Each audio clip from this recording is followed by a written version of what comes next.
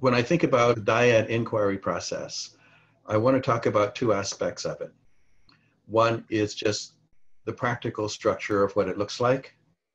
Dyad means pairs. People are sitting across from each other, attending to one another, meaning looking at each other, at least part of the time.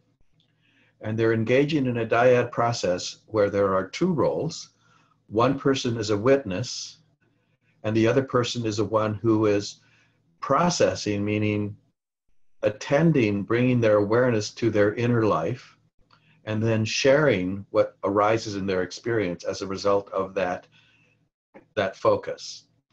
And that goes on for 5 minutes, and then there is a bell or a gong, and then we switch roles. The one who is sharing then becomes the witness, and the previous witness becomes the one who does the process. So that's a very brief description of the structure of it. But an even more important part of it is the process itself. What is this about? What's the purpose, the reason, the intention of it? It's an opportunity to fall into the center of being. So it's this falling into the center of one's heart, into the center of one's soul, into the center of one's being. And then I have an opportunity to do this.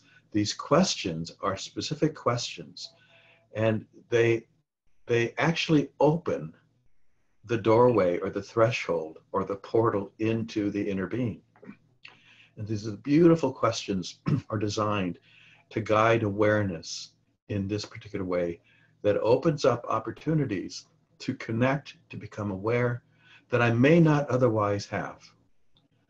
And then the witness part of it, it's a relational space wherein there is another human being offering an actual witnessing space for the other person engaging in the inquiry and the sharing to delve deeply into their own being.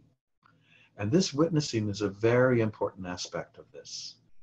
The space of my witnessing allows you to enter into unexpected depths, to new areas of awarenesses, new insights, new discoveries, new embodiments.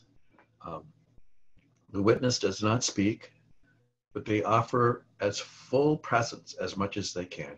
And that full presence, when it isn't interrupted by speech, by speaking or dialogue or going back and forth, it allows the one who is engaging in the inquiry meditation to go deep, to go deeper.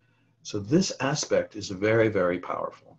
When you talk about presence, what does that mean? So presence is awareness. If I'm being present to you, I'm attending to you. I am fully present to you. Instead of, if I'm aware of my own thoughts, I'm distracted by that. If I'm aware of my own opinions, I'm going to think, I know what I'm going to say next and during my turn, I'm not present to you. What actually am I doing when I hear the question? So when I receive an inquiry question, for example, what if joy was your guide? I enter into my inner being, contemplating, inquiring, what if joy was my guide? And with that question, there's an openness, a curiosity. And then what arises comes from some unknown place, not from my mind, not from my past understanding, but from the rich sources of my being.